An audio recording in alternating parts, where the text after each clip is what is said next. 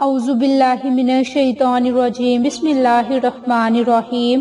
السلام علیکم میری بہنوں اور بھائیوں، روزانہ آپ کو بہت سے وظائف تو بتائے جاتے ہیں، لیکن آج کی اس ویڈیو میں آپ کے ساتھ آپ کو یہ معلومات بتائی جائے گی، نبی پاک کا فرمان بتایا جائے گا کہ کبوتر بد دعا کیوں دیتا ہے۔ کبوتر ایک خوبصورت اور دلکش پرندہ ہے جو ہر کسی کو اچھا لگتا ہے، اور یہی وجہ ہے کہ یہ پرندہ اکثر گھروں میں پالا جاتا ہے، اور گھروں کے علاوہ اکثر مزاروں پر بھی یہ پرندہ موجود ہوتا ہے۔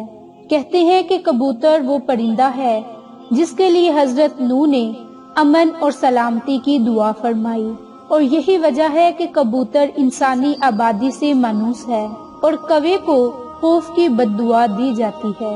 یہی وجہ ہے کہ کوا انسانی آبادی سے ہر آسان رہتا ہے، ان کے دور رہتا ہے، اسی وجہ سے لوگ آج تک اسے منحوس سمجھتے ہیں۔ آج ہم آپ کو بتانے جا رہے ہیں کہ گھر میں کبوتر پالنا کیسا ہے، اور یہ کبوتر کب آپ کو بد دعا دیتے ہیں۔ کبوتر پالنے کے بارے میں بات کرنے سے پہلے آپ کے لیے کبوتر کی ایک پرانی کہانی پیش کرتی ہوں۔ تفسیر میں ہے کہ حضرت نوح علیہ السلام جب کشتی کو جودی پہاڑ پر ٹھہرایا تو آپ نے کشتی کا وہ حصہ کھولا جہاں پرندے رہتے تھے، تو آپ نے کوے سے فرمایا، زمین کو دیکھ کر آ کہ اس پر کتنا پانی ہے یا کتنا شہر غرق ہو چکا ہے۔ کوے کو ایک مردار جانور ملا، وہ اسی کھانے میں مست ہو گیا اور واپس نہ آیا۔ اسی سے عرب کی ایک کہانی مشہور ہے کہ فلاں تو کوے سے بھی زیادہ دیر لگاتا ہے۔ چنانچہ حضرت نوح کو خشک اور سخت زمین کی ضرورت تھی، اس لیے اس کے دیر کرنے پر کبوتر کو بھیجا گیا۔ اسے زمین کا کوئی خطہ بھی نظر نہ آیا، اسی لیے زیتون کا پتا لے کر حاضر ہو گیا، اور اس سے حضرت نوح نے اندازہ لگایا کہ پانی کم ہے، جس سے درخت ظاہر ہو گئے لیکن زیر آب ہیں۔ چند دن ٹھہر کر پھر اسی کبوتر کو بھیجا تو زمین کی کیچڑ میں اس کے پاؤں پھر گئے۔ واپس آیا تو حضرت نوح نے اسے دیکھ کر اندازہ لگایا کہ اب پانی زمین میں جذب ہو گیا، لیکن زمین خشک نہیں۔ حضرت نوح کبوتر کی اس کارروائی پر بہت خوش ہوئے اور اس کے گلے میں سبز توق پہنایا۔ آج وہی توق کبوتر کی اس خوش بختی کی خبر دیتا ہے، اور ساتھ ہی حضرت نوح علیہ السلام نے کبوتر کے لیے امن اور سلامتی کے لیے دعا فرمائی۔ یہی وجہ ہے کہ کبوتر انسانی آبادی سے مانوس ہے اور کوے کو خوف کی بد دعا دی جاتی ہے۔ تو یہ تھی کبوتر کی کہانی۔ ایک ایسے کبوتر نے حضرت نوح علیہ السلام کی بات مانی اور ان کے لیے خبر لانے کا کام کیا۔ فقہ کے نزدیک گھروں میں شوقیہ پرندے رکھنا اور پالنا جائز ہے، بشرط یہ کہ ان کی غذا سردی، گرمی اور بارش سے حفاظت کا انتظام کیا جائے، اور جب اہل خانہ کہیں باہر جائیں تو ان کی غذا اور دیکھ بھال کا مناسب انتظام کر کے جائیں۔ سیدنا انس کے چھوٹے بھائی نے ایک پرندہ پال رکھا تھا۔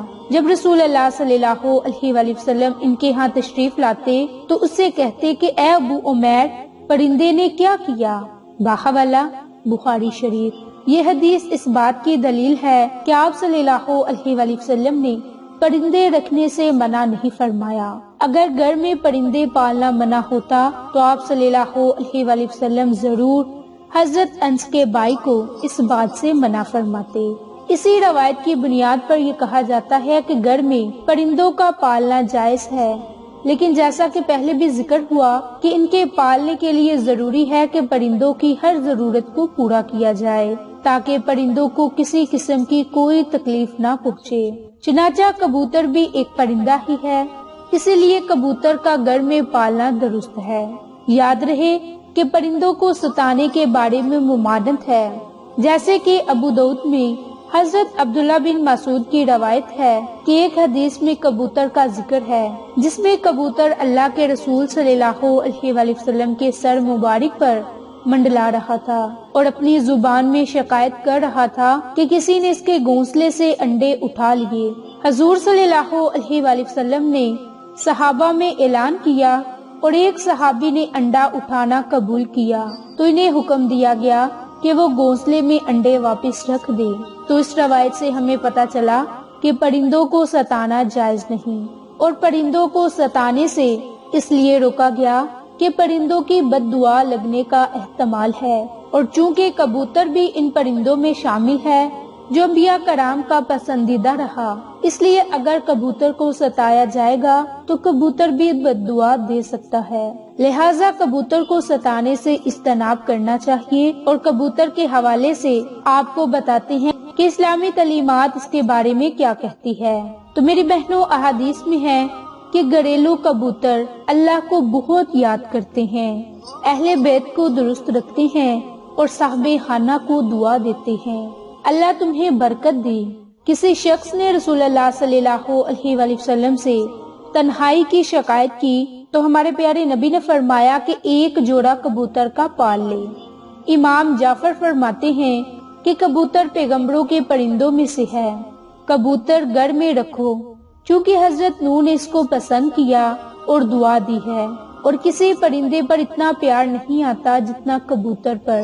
آپ نے فرمایا جس گھر میں کبوتر ہو اس گھر میں رہنے والے انسان جنوں کی آفتوں سے محفوظ رہتے ہیں، کیونکہ جنوں کے بچے گھروں میں کھیلتے پھرتے ہیں، اور جس گھر میں کبوتر ہو وہ ان سے مشغول رہتے ہیں اور گھر والوں کی طرف توجہ نہیں دیتے۔ اسی طرح ایک اور حدیث میں آتا ہے کہ کبوتر کا جو پر جڑتا ہے وہ شیطان کی نفرت اور بھاگنے کا سبب ہوتا ہے۔ اس روایت سے یہ بات ہمیں معلوم ہوئی کہ کبوتر کا گھر میں پالنا بہت ہی بابرکت ہے، اور جیسا کہ آپ صلی اللہ علیہ وآلہ وسلم صحابی کو گھر میں کبوتر پالنے کا بولا تو اس سے یہ بات معلوم ہوئی کبوتر پالنے کے ساتھ منسلک ہے۔ یاد رہے کہ بعض لوگ شوق سے کبوتر پالتے ہیں، ان کا شوق کبوتر پالنے کی حد تک ہوتا ہے، لیکن بعض لوگ کبوتر بازی کی نیت سے کبوتر پالتے ہیں، اور چونکہ کبوتر بازی میں وقت اور پیسے کا ضیاع ہے۔ یاد رکھیں کہ کبوتر پالنا ایک مہنگا اور محنت طلب شوق ہے۔ کبوتر بازی کے مقابلے اگر سخت گرمی میں ہوتے مگر ان کی تیاری سارا سال جاری رہتی ہے۔ شوقین افراد ایک ایک کبوتر پر لاکھوں روپے خرچ کرتے ہیں، اور اعلیٰ نسل کے کبوتر کو خاص طریقے سے تربیت دی جاتی ہے، اور وہ مقابلہ صوبائی اور قومی سطح پر ہوتے ہیں۔ وہ شوقین افراد آبادی میں جگہ جگہ پنجرے لگا کر اپنے وقت کا کافی حصہ پالتو پرندوں پر صرف کرتے ہیں۔ میری بہنوں، یہ تھی کبوتر پالنے کے بارے میں معلومات جو آج کی اس ویڈیو میں آپ کے ساتھ شیئر کی۔ تو میری بہنوں، اگر آپ بھی گھر میں کبوتر پالیں گے تو اس سے آپ کو فائدہ یہ ہوگا کہ آپ شیطانی وسوسوں، شیطانی حملوں سے محفوظ رہیں گے۔ تو اگر آپ گھر میں کبوتر پالنا چاہتے ہیں تو ان کے کھانے پینے یعنی کہ دانے پانی کا ان کا خیال رکھا جائے۔ تو میری بہنوں اور بھائیوں، آپ کو یہ ہماری ویڈیو پسند آئے تو اسے لائک، شیئر اور سبسکرائب کریں۔ جزاک اللہ۔